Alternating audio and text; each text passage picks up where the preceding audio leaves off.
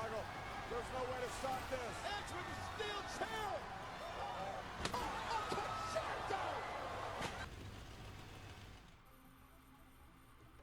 Hey, what's up guys? Back for another game here today. Again, games. Both are in the RE251, I believe. Here's some older games. I have a bunch of games saved up, and I gotta start using them. These are probably from close to a month, maybe in a month and a half ago. But they're still really good games. I just have gotten backed up a little bit. Let's just put it that way. So the reason I really haven't shown these games, probably, and it's just due to they were kind of damage farms, hence the title of this video. And I try to bring you guys more exciting gameplays, at least in my opinion. First, before I put these type of games out. These are still big games, and they're good to show, but they're easy for me, at least. I don't want to make that sound bad, but they weren't difficult to play, really, at least in my opinion, from what I can remember of these games, which is not much. So I'm basically watching these with fresh eyes, so just kind of bear with me on that. I know this game, it starts off really well, but I know towards the end of it, the gun starts trolling me, and it was annoying me. I'll be honest, because I think this game could have been a lot more damage if the gun had started behaving towards the end. But you'll see in the beginning, it works out perfectly. And I take up my standard position on Westfield when I get the not north spawn. And even if I don't get north spawn on Westfield, I'm still happy to see it. I usually expect I'm not going to have as good of a game, but anything's possible. There's still some spotting to be had. They're just not as long of shots of an opportunity for shots as there is on the north spawn. And now, something with this map I still disagree with. I think Sins disagrees with it, with the Panama version. Is this southern spawn is way too far away from the hill over to my left that most of the heavies and mediums usually brawl at. And that's just what ends up happening, and you may have seen that in the Chieftain game, is that they get up to the hill first and they automatically dominate it. Especially if they have some tanks with gun depression and turret armor. Say it's like a tier 8 game, if they have like T-32s, yeah, you're not pushing that. So it's kind of frustrating, but you gotta have to just play with it, and this is generally how I do. I come down to here and use these type of bushes, and there's still some buildings. The buildings on Westfield, regular Westfield, are much better. Mainly because some of them are indestructible, and there's more of them, so there's more cover. Versus Panama, there's not as much cover, and you have to be careful that when you shoot, you don't get spotted by the tanks up on the ridge. And here you see we have some bushes that are in the line of sight of this Jagdtiger, so we're able to put a shot into him real quick. Unfortunately, he does back off. And see we have some more tanks, and again, all these bushes right in the way are beautiful. Now, something I don't totally like that I do here, I probably could have tracked that T-30 and farmed more damage. And you see, we're just racking up damage right now. It's only 3 minutes into the game, we're already just shy of 2,500 damage, which is a fantastic result. Something you have to watch out for, though, is just burning through ammo. And again, you see, we kind of push a little too far, get spotted. Taking shots like that, on a map like this, I don't totally agree with. And that's just because Westfield has a high chance, especially for me personally, has a high chance for me ending to carry the game, basically. And I've realized that, so taking pot shots like that on maps and good matchups like this for your tank isn't something I like to do. You see we put one shot into the 432 and we scare him off, so he decides to YOLO into our team and die probably. Yeah, I don't know. I guess we frightened him that badly. He has some trauma with light tanks. But see, right now we're still just in this patrolling this general area. And it's kind of what I always have to do on this map, honestly. And it's not the most exciting. Again, it's just, like I said, the focus of these games is more how I just farm the damage and take advantage of people who are just YOLOing. And this is about where the game I kind of just got a little bit upset. I felt good to kill him, but he's able to, with the power of Chuck Norris, just, you know, out in 70 miles an hour, kilometers an hour, and just snapshot us for, you know, close to 1,943 damage or so. Which is just great. And here you see the gun just starting to go sour on me. So, I'm a little upset, so now I'm kind of playing just... I probably don't have the coolest head. So you kind of have to watch that sometimes. Especially when you still have a very good map and a lot of damage possibly to farm. It's just to keep your cool. It's something I sometimes struggle with, I'll be honest. Especially when stuff like that happens, when somebody that's YOLO as you. Yeah, it's frustrating. Here reload the HE round, the HEP round. And it actually comes in handy for 2 shots. A little risky because there's still a T10 probably aiming over this way. But we're able to splash the T29 and then pen the waffle. Again, I don't carry many HEP rounds in this tank. One, because I always feel like I'm running out of ammo. Probably for most people that's not the case. Because RU carries a decent amount of ammo. But another reason is I just don't like... I like my more reliable rounds that are going to usually pen and usually do damage. That's just me. I prefer the guaranteed damage over the possibility of rolling for 320 alpha. That's just me. It's not the best for everybody. And here we see trying to feather a shot in the C25/2, but I don't know if he's probably not doing it on purpose. But there's just a tank right. He could be. There's a Black Prince right there. He's dead. And that's kind of where we lose a lot of damage right here. And it's just that one shot. Getting a little greedy. And we end up losing our loader. We don't have a med kit anymore. So now our DPM is just cut in half. You really have to know when you to cut your losses and possibly just reposition, get easier damage. That guy was just kind of being a pain. And we kind of paid for it. And now we don't have the DPM that we usually would. But that may not be a totally bad thing. The only reason I say that is because we only have 13 shots left. So maybe we don't want to burn through all the ammo super quick. Excuse me. Now this is kind of a really dumb play. I'm just going to be straight honest. This is dumb. There's the Oni who's a one-shot, and yeah, there's no need for that. Pay more attention to people's health and the situation. I don't know what I was thinking there. And I kind of have to realize this T25 has somewhat of a idea of grasp to play the game. And you see right there why I do not use that many HEP rounds. Just eating the tracks of the T25. I'm not saying it should have penned, but it's just the reason. I'd rather be more reliable, use more reliable ammunition. And here I feel like it's worth the risk. We could possibly take that guy off the board, but we don't. It's unfortunate. And you see right here, we're capping.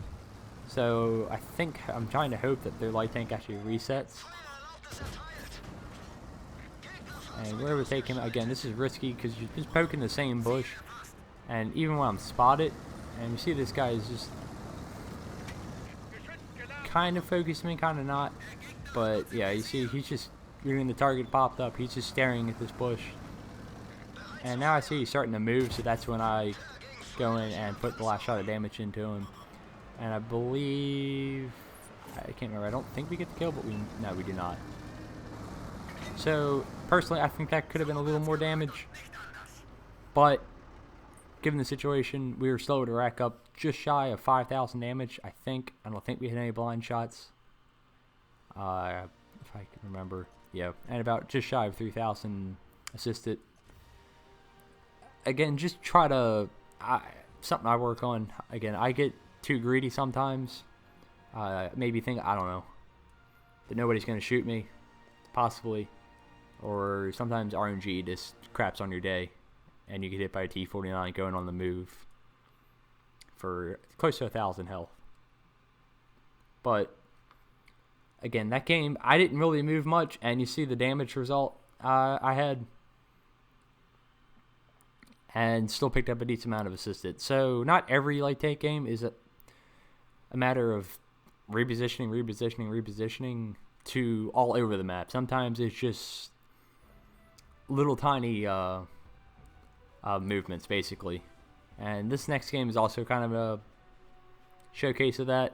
It's probably a map that I don't think I've showed many times on. I don't mind it in lights. Obviously, I wish it was less bumpy. Again, this is older, so you guys all actually like it since it's got me using the square map. The one weekend I gave it another shot. So, don't worry. For all the people that love me using the compass, I'm still using the compass. But, this one is probably even worse in the way that I don't really have to move much to do a lot of damage this game. And that's not bad. But what you don't want to find yourself in a position is where your team is losing really badly. And yeah, you may be doing damage, but you're giving up some positioning. And what you're doing is just ineffectual damage in the sense of the matter. That, yeah, you're doing stuff, but is it really helping you win if that's what your goal is? If you're going for marks or whatever, that's fine. I get that to an extent sometimes. It can be frustrating getting 3 marks and stuff like that. That's generally why I don't do it that much. It's not something that I do, like I set out to do on a regular basis. But I get sometimes people are doing that kind of thing. It's whatever to me. It's part of the game. And usually they're still able to help you win. It's not like I'm taking anything away from that. But knowing how to control the map also is a big deal. And knowing when to take shots that are actually going to depend is a good deal. The peeking turret of a Centurion Action 10 is not really the kind of target you're going to be firing at. And you can kind of see on the map right now, my whole team is decided to sit up on the ridge lines. Not exactly the ideal placement of my team, I would say, but it could be worse. They could all go down the H and J lines. And personally, I think that's kind of useless on this map, just because it's the low ground. It's just a cluster of buildings, basically, and it's just rather, I don't know. It's just a funnel that I don't think is usually very effective. I don't ever go down there. I don't think I've ever gone down there except for like in later parts of the game. It's just not very effective, I don't think. Now you see me, I'm starting to move into a position where I'll be for a good portion of the game. And this shot I was very happy with, obviously. Long range shot, we had to lead it for a good amount, and we're able to set the T-62 on fire and rack up a lot of damage since he's running a Prem consumable, it looks like. So almost 1,000 damage on that guy. It's a great result. They're one of their tier 10s. And you see this position right here is where I'm going to be at. I can defend the base without getting shot from behind. I don't have to worry about Artie here because there is no Artie. I will say, if there is Artie, I think they can hit you here, so just be careful in that scenario.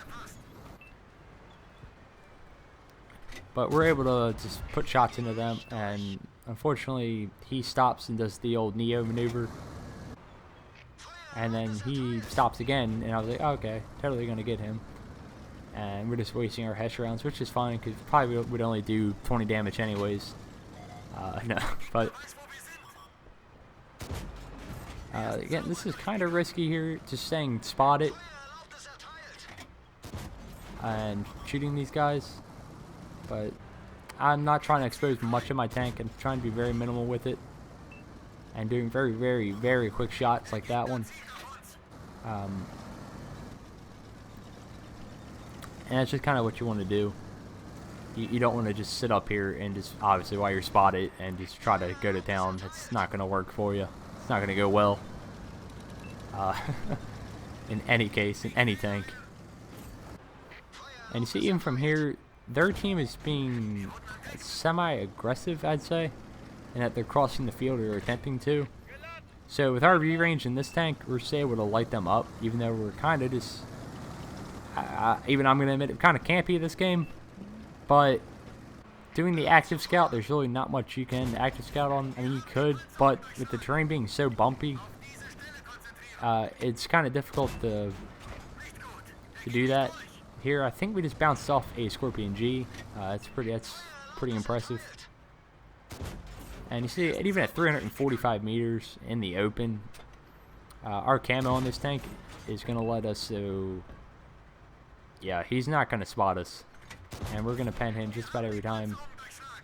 I think that RU's base pen is 212. So I don't have to load heat to go through an IS-3, which is good. And again, we just have shots all over the map from this position in the later game. Again, this isn't generally what I do on this kind of a map, but it's just how the game kind of played out. None of them were down in the like A3, A4 area where you can actually get some good assisted damage if the enemy team pushes down there. And that's generally where I try to spot in the beginning. Just because, like I said, I try to play the light tank role. But if I'm not getting any assisted, or if I'm not really doing much, I'm going to reposition to a spot where it's more favorable. And so far, this has been damn favorable. With just over 4,000 damage now. It's a close game though, so I'm probably gonna obviously get spotted there. We're less than 300 meters. Is even somewhat of a limit there. Now we're starting with a little bit of the awkward gun depression in the RU. It doesn't have much over the rear, so it's kind of awkward because of the raised engine deck. But unfortunately, before we're able to fix that, he gets into cover. And then we see this T-5041 and we get another fire. I'm going to aim for the same spot. If you know where you shot a guy and set him on fire, shoot him there again. You're probably going to light him up a second time, and then he's not going to have a repair extinguisher, which is always good. Now here I thought E4 maybe over angle. He didn't. This time he definitely did. So we're going to slam another shot into him. And you see, we've just been cranking out the damage from this position. There's really been no need for us to move till about now. Especially with all our ammunition wasted. And we're able to slam the shot into the waffle. Again, super risky here. We poke back out and put a shot into him. I see that he just fired. So I'm going to try to move up while he's reloading and get the drop. I see the E5 poke, and then I notice the waffle is probably trying to poke again. So I just try to get behind the cover of the rocks so that it's difficult for him to get a shot on me, and we're able to do that, and we're going to out reload him and take him off the board. Now we only have 8 shots left. We're just shy of 6k damage. Hopefully we can get in here. Again, the terrain on this map is not favorable for lights. It's not the worst, but it's not the best, obviously. For some reason, he's looking this way, I guess. And, of course, he's going to try to shoot the little light tank, which is hilarious to me. There's tanks right next to him that have been there for a while, but, you know. Well, not able to put a second shot in. He was low health. But just over 6,000 damage. Great result. Again, we didn't have to move far. You could just play the We Are Farmers song. But I would say we did a pretty good job. again, some would argue I should be scouting. And I wouldn't totally disagree with you. But Soba to carry that game, I'd say, in a Tier 9 Light and Tier 10 game. So, expect a lot more videos here soon. And I will catch you all next time. See ya.